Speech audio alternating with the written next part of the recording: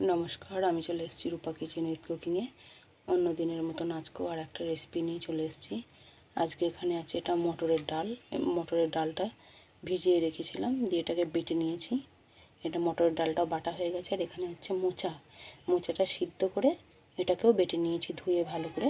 এবারে এই এখানে মটরের ডাল বাটা দিয়ে আর মোচা কেটে বেটে এটাকে বড়া করে এটাকে রান্না করব আজকে। যেখানে নুন আর হলুদ দেওয়া হয়ে গেছে, এবার এটাকে মাখিয়ে নেব, দিয়ে এটাকে বড়া করব। এখানে বড়াগুলো সব ভাজা হচ্ছে।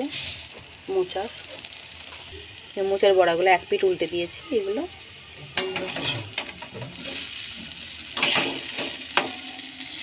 এই মোচার বড়াগুলো হয়ে গেছে, এবার এগুলোকে তুলে ফেলবো।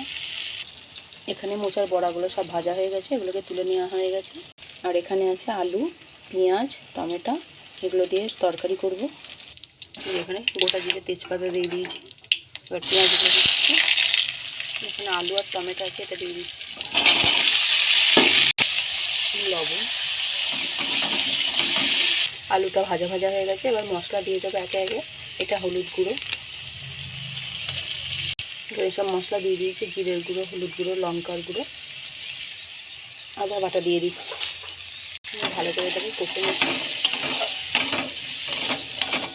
এই যে আলুটা সব কষানো হয়ে গেছে, এবার আলুটা সিদ্ধও হয়ে গেছে। এই যে আলুটা সিদ্ধ হয়ে গেছে, জল দিয়ে দেবো।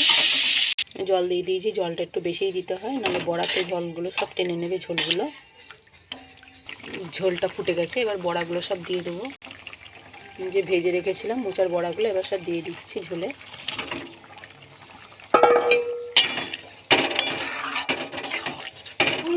আলু দিয়ে মোচার তরকারিটা হয়ে গেছে।